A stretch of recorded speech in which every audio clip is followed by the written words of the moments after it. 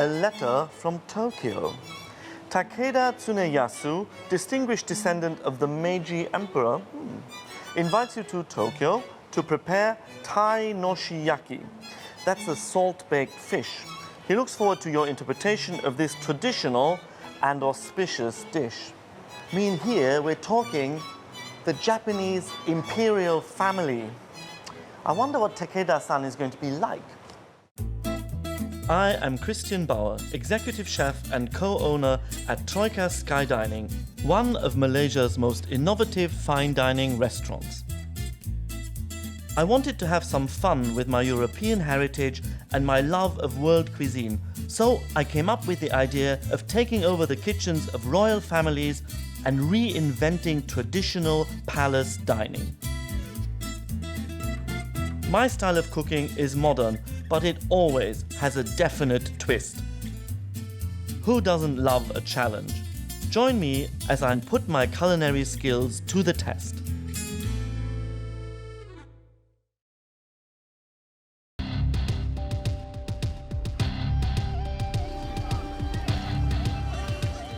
Tokyo, one of the world's great cities.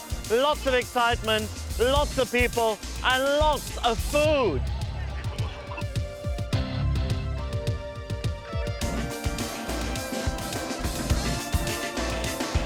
Tokyo is not only the capital of Japan, it is also the most populous metropolitan area in the world. It is the seat of the Japanese government and the home of the Japanese Imperial Family.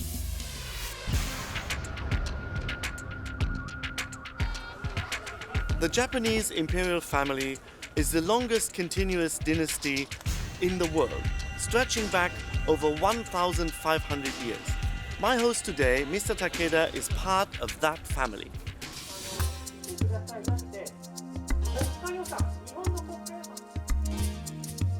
Takeda Tsuneyasu's great-great-grandfather, the Meiji Emperor, ruled from 1867 to 1912 and presided over the rise of modern Japan. Meeting a member of Japan's imperial family seemed a little daunting, so I decided to seek out Dr. Yoshino Toshiaki, an old acquaintance of Mr. Takeda, to see if I can learn a little more about the man I'll be cooking for. Dr. Yoshino, I'm really looking forward to meeting Mr. Takeda. What can you tell me about him? 武田恒康様は天皇の血を強く引いている旧皇族だけではなくていろんな側面を持っています。まず一つ目は彼は、憲法学者です。日本国憲法だけではなくて憲法一般について研究して、博士号を持っているというそういう方です。もう一つの側面は作家です。ライターです。非常にたくさんの賞を受賞していまして、その中の一つはドキュメントの賞、彼の著作に関する賞も取っています。After our chat, Dr. Yoshino pointed out a portrait of the Meiji Emperor, whom he said bore a striking resemblance to Mr. Takeda Tsuneyasu.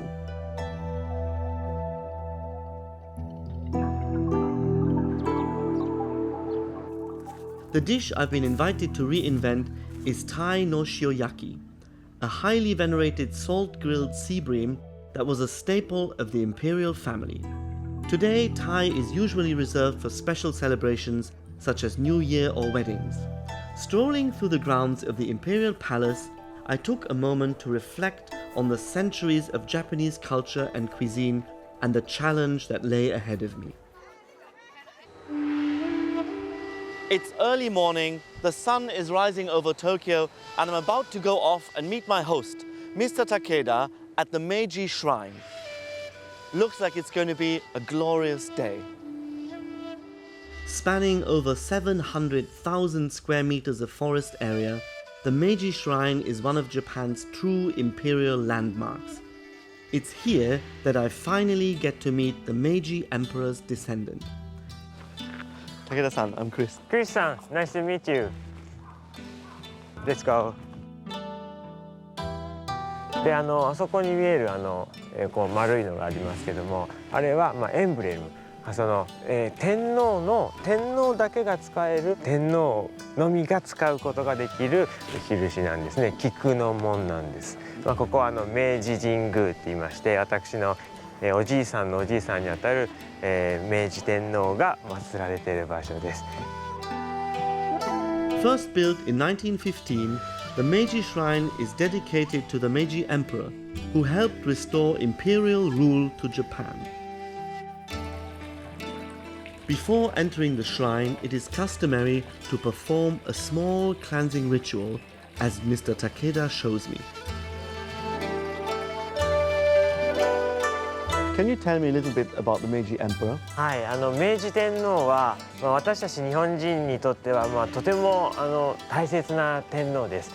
現在の天皇陛下が125代なんですけども、2600年以上、歴代の天皇がずっと日本の国を治めてきました。で、明治天皇は3代前の天皇ですから、だから前の前の前の天皇でして、ちょうど日本がもう小さな弱い国だったところから、開国をして、立派な国、日本が近代化する上で非常に力を放った天皇なんです。Following our visit to the shrine, Mr. Takeda takes me to the nearby Imperial Treasure House, containing portraits of all the Japanese emperors and other striking artifacts from the Meiji era. Do we know what the Meiji Emperor used to eat? はい、伝えられているところによりますと、明治天皇は大変質素を是としていた方ですので、大変シンプルな日本食を中心とされてました。ただ明治時代は西洋文明が入ってきまして、皇居の中でも正式な会では洋食を召し上がるようになりましたので、その和食と洋食と両方を召し上がりになったようです。Mr. Takeda is passionate about his imperial lineage and has gained prominence for authoring several books on Japanese royal history. I learn he's also a bit of a celebrity among the Japanese and quite a foodie. To find the freshest Thai, Takeda-san invites me to meet him early in the morning at a very special place. クリスさん、ここが築地です。日本で一番大きい、魚の市場ですね。それで日本の皇室もこの魚を使ってます。ですから天皇陛下もこの築地の魚を召し上がってるんですね。The atmosphere is amazing. There is tons to eat. I could really spend the whole day here. Every single thing you could want, you can find. Over there are huge pieces of tuna being cut up fresh to go into the restaurants today. It's absolutely amazing. タイは日本人にとって特別な魚なんですよ。で、みんな大好きで、お祝いの時には必ずタイを食べます。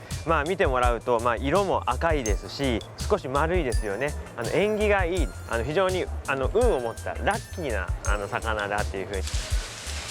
Takeda-san told me the emperor used to eat Thai every single day because it's a symbol of good luck, and to give good luck to his people, he would actually eat it every day of the year.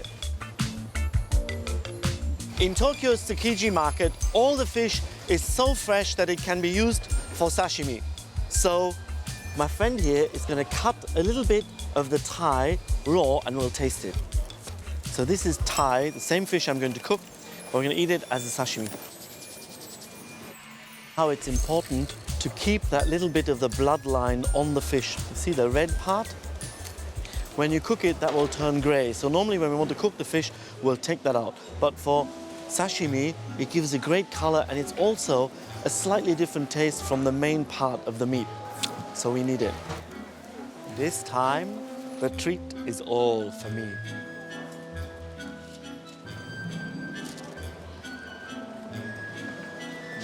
What can I say? Just doesn't get fresher than that, does it?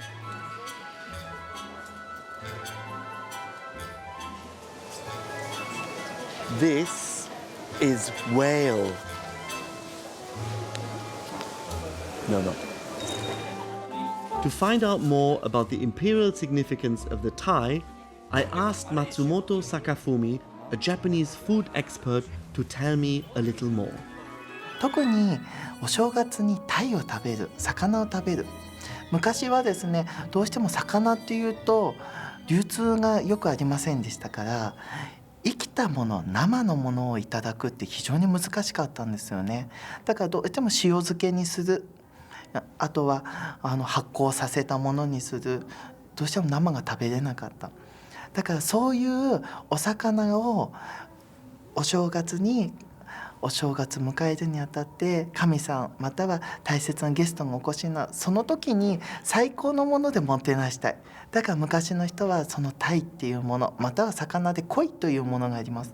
これをみんなで祝ったんです。 It's time for breakfast, and Takeda-san has another interesting place to take me to. Mr. Takeda has brought me to one of Japan's most sought-after sushi restaurants. Why is this so popular? はい、クリスさん、ここは築地ですから、クリスさんのような料理人が来る場所なんですね。だから築地にある飲食店はみんな料理人が食べに来るから、それはもう美味しいに決まってるんですよ。その中でもこの寿司台は、僕もいろいろと行きましたけども、特におすすめのお店なので、僕のお気に入りなんで、クリスさんをご案内しようと思います。 The counter itself is your plate. Dispense with all the plates and it goes straight onto here. And you can use your own chopsticks or you use your hand. Your hand. So, what should I use? Traditionally, hand. Hand. Okay, we'll do hand then. Good.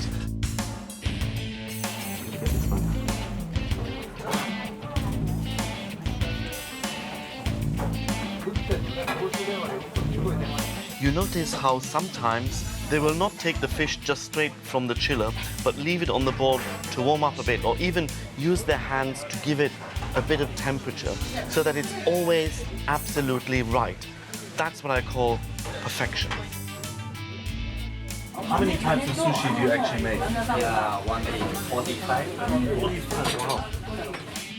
This eatery must be one of Tokyo's best kept secrets.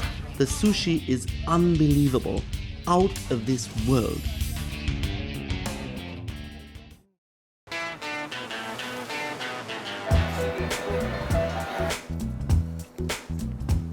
Having enjoyed my intimate meal with Mr. Takeda, I decide to take some time out to visit a quintessentially Japanese food street.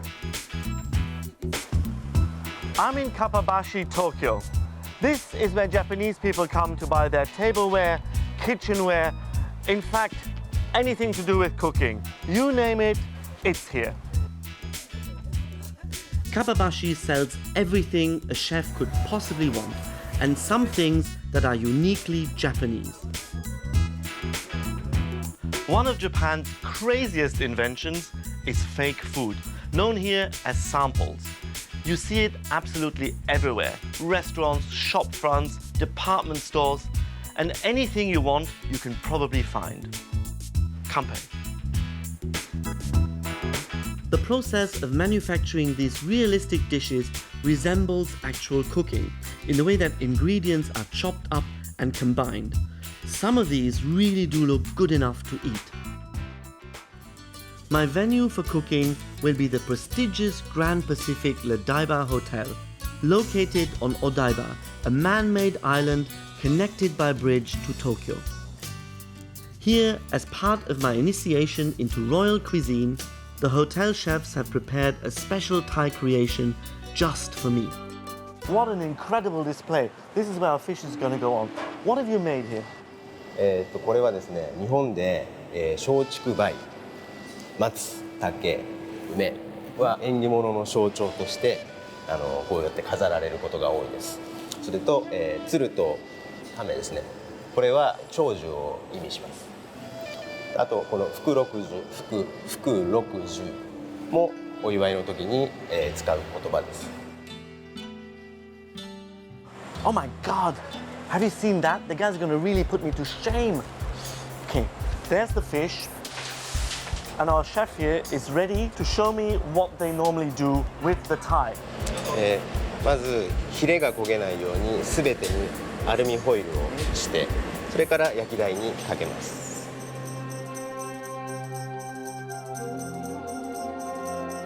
I have been told that this is no ordinary grill. It is used specifically to cook the Thai. Once ready, the sea bream is unwrapped and placed on this magnificent display, ready to eat. That is truly a dish fit for an emperor. Delicious. After the amazing food that the Japanese chef did for us, we're going to get it right. So I've got 4 beautiful Thai here, which are red snappers, local red snappers. And we're going to start off by making the sauce. I'm going to start with making a yuzu ginger hollandaise to accompany my version of the Thai.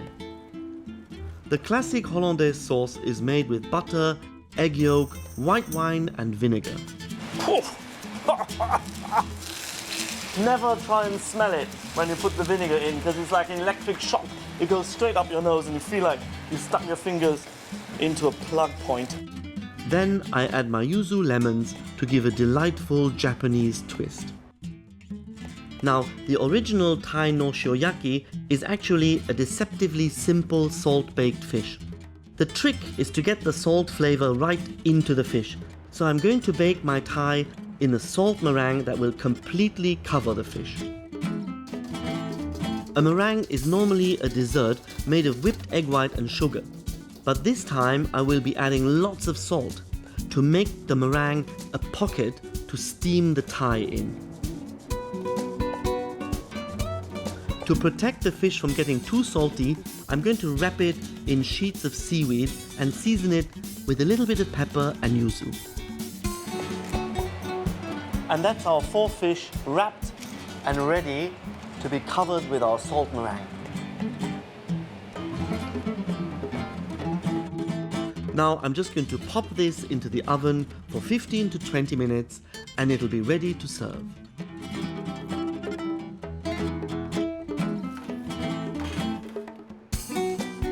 All right, and here is our fish.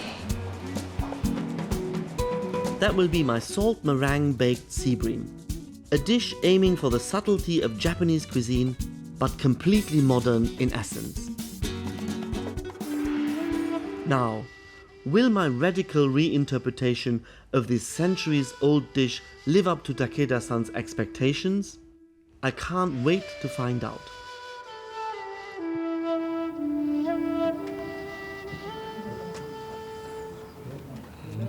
Here's your fish in salt meringue.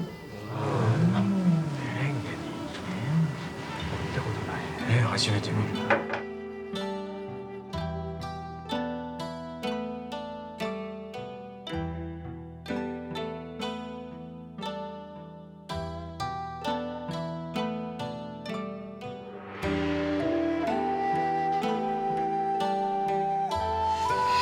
じゃあ早速どうやるちょっとまずこれでそのものを食べてみますか。食べてみるかなと。僕もち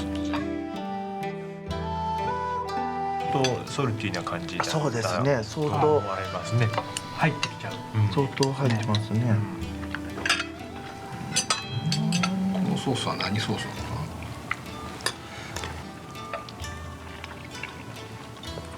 な。下味もねしっかりしてるし、まさに塩釜をアイディアにしてクリスさん風にメレンゲを使ってみたんでしょうね。塩釜効果抜群ですよ。ソースのバランスがいいですね。かけた方がかけた方が美味しい。最初海苔だけでいくとちょっときついかなと。柔らかくなるのね。あれですよ、ソースにほんのりと酸味があります。タイっていうお魚は日本はすごく大事にしてますけど、他のアジアだともうああいう色じゃなくなっちゃいますよね。タイ系の魚、緑色になっちゃって。タイので初めてタイという魚に触れたわけですよね。さすがですね。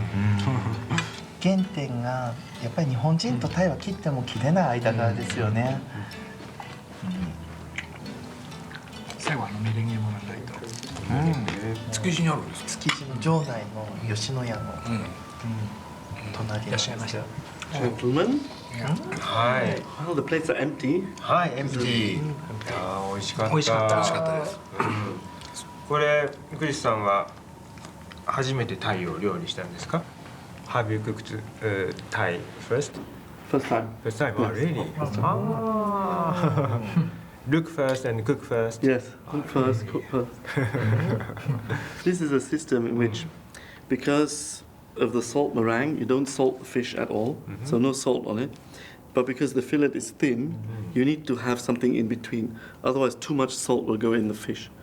So because it's done like that, it's actually steamed. It's not baked, it's not fried. In fact, once it's done, it's just a steamed fish. So very light, very healthy. このメレンゲのね、使われる。あれはよく使う手なんですかね。 This sauce matches this food. Yeah, very good. Thank you. Thank you.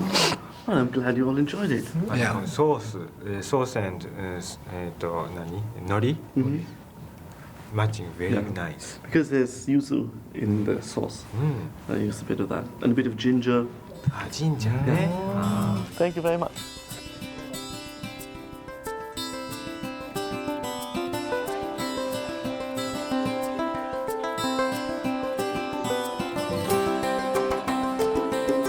Tokyo is always full of surprises.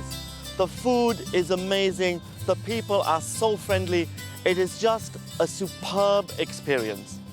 I hope you'll join me again next time as I continue cooking for the crown.